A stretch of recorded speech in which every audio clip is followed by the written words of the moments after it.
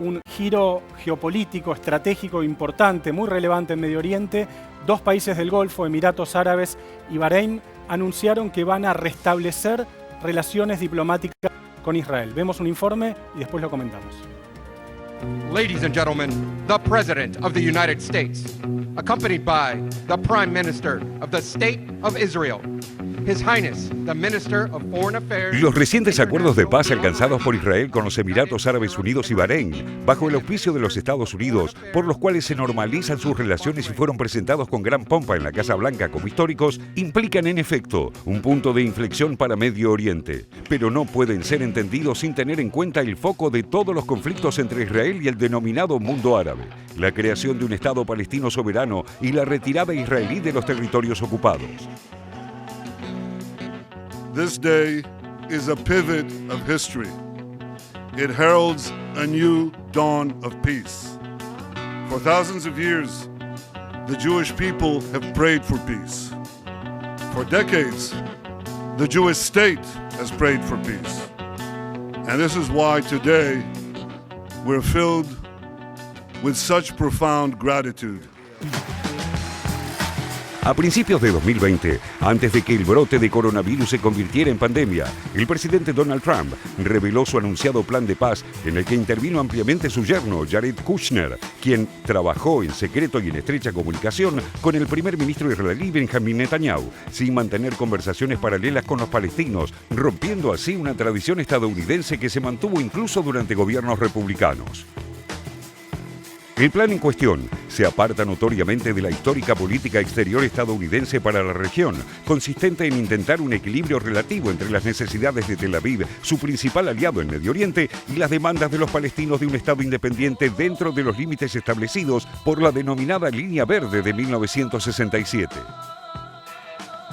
La nueva orientación establecida por Trump adopta la mayor parte de las pretensiones israelíes en detrimento de los derechos territoriales reconocidos a los palestinos por las Naciones Unidas.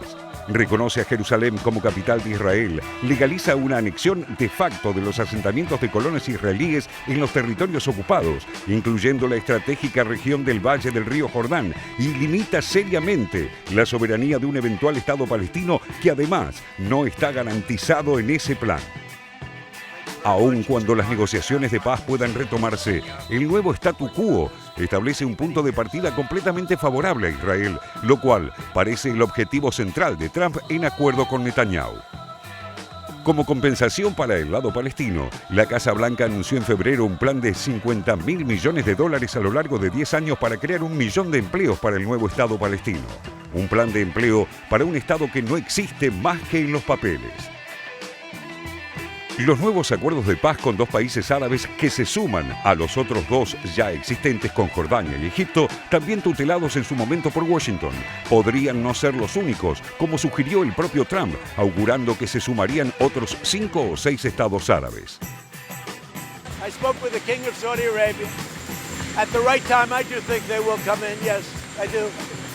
This is a very big and very historic moment, and I think everyone agrees to that. But we'll have other countries coming in fairly rapidly. El cambio de política que promueve Trump se corresponde con otro entre los países árabes. Por un lado, la percepción de que la causa palestina se fue debilitando, lo que no excluye la falta de acuerdo entre las distintas facciones palestinas, y por otro, la consolidación de Irán chiita como un adversario regional frente al que los estados árabes del Golfo, predominantemente sunitas, encabezados por Arabia Saudita, se sienten más cómodos sumando fuerzas con Israel. أقف اليوم أمد يد سلام وأستقبل يد سلام. نقول في ديننا الإسلامي: اللهم أنت السلام ومنك السلام. فالبحث عن السلم مبدأ أصيل، ولكن المبادئ تتحقق فعلا عندما تتحول إلى أفعال. وها نحن اليوم نشهد فعلا سوف يغير الشرق الأوسط وسيبعث الأمل حول العالم. The President of the United States, Donald J. Trump. A este contexto geopolítico se suman las urgencias domésticas simultáneas de Donald Trump, que busca la reelección en noviembre de este año, y de Benjamin Netanyahu, acusado por las causas de corrupción en su contra. Todos estos componentes aceleraron los cambios que están transformando el complejo escenario de Medio Oriente.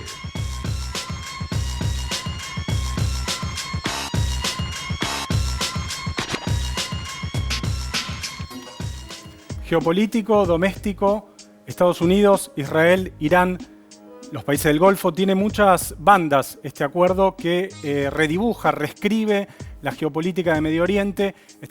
Recordemos, son dos países importantes del Golfo Pérsico, Emiratos Árabes y Bahrein, dos aliados estratégicos de Estados Unidos hace mucho tiempo en esta complejidad de Medio Oriente, que se unen para reconocer formalmente al Estado de Israel y para restablecer relaciones diplomáticas con Tel Aviv. Además de un componente geopolítico, esto tiene, Rulo, también un componente de negocios económicos, ¿verdad? Hay una especulación con respecto a esto, en cuanto a que estas dos monarquías en realidad lo que están buscando un beneficio de negocios, porque Israel obviamente es la mayor potencia económica de la región, tanto por turismo y un turismo de alto poder adquisitivo, como por lo que significa como potencia tecnológica Israel. Estar bien con Israel también puede significar un beneficio económico para estos países. Sí, estaba pensando qué tipo de relaciones comerciales o económicas se pueden establecer entre los países del Golfo e Israel.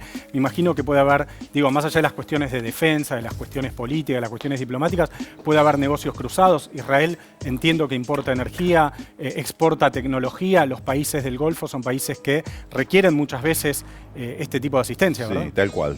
Y evidentemente Israel es un país con recursos que cualquiera de estos oferentes lo miraría con atención. Bien, vamos a ver si les parece un mapa de Medio Oriente. Está Yelén en el mapa, que nos va a mostrar cómo se fueron produciendo los reconocimientos diplomáticos por parte del mundo árabe al Estado de Israel. A ver, Yelén. Y para eso vamos a tener este mapa como referencia, porque a veces también hay que identificar geopolíticamente y geográficamente dónde están ubicados los estados que estamos mencionando. Egipto fue el primero en firmar el acuerdo. Una mención que hacía Donald Trump en su discurso es que en un cuarto del siglo no han podido.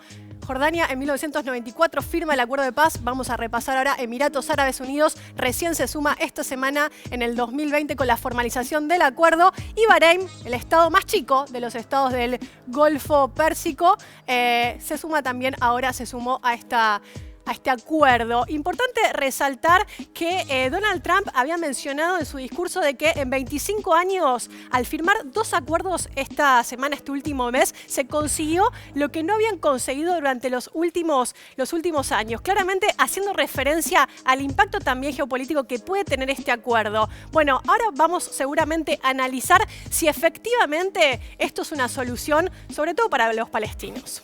Sí, efectivamente, porque una de las consecuencias de esto es que se profundiza el aislamiento de Palestina, que cuando se produjo el nacimiento del Estado de Israel tenía como aliados a todos los países árabes y ahora los ha ido perdiendo de a poco, ¿verdad?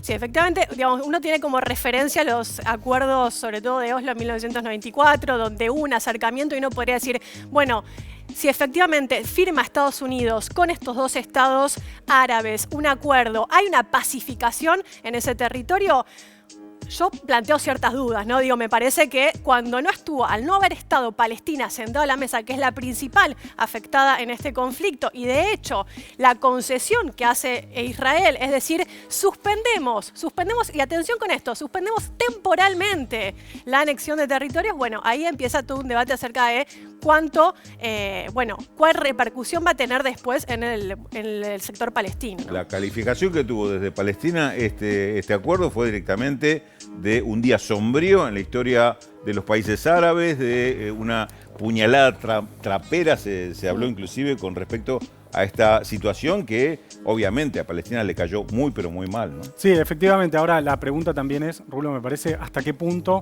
el pueblo palestino, la nación palestina, tiene todavía capacidad de incidir en la posición del resto de los países árabes? Porque hubo un momento en el cual tenía la solidaridad y el acompañamiento de todo el mundo árabe, ha ido perdiendo parte de ese acompañamiento, en parte por la política de Israel, en parte por sus propios errores, más allá de las responsabilidades, pero los palestinos están cada vez más solos en el terreno de Medio Oriente. Sí, lo cual no es un dato menor para su perspectiva, sí, ¿no? Efectivamente. Y hay un tema más que me parece que es importante introducir acá, que es Irán, que es el enemigo común de todos ellos, ¿no? Bueno, Irán no es un estado árabe, fuerte, eso es importante decirlo, pero es un Estado que también genera, es el contrapeso en el mundo islámico de Arabia Saudita, y esto claramente le ha dado muchísimo poder a Israel en contraposición también a Irán, quedando un poco más complicada la situación de Irán hasta lo que sabíamos.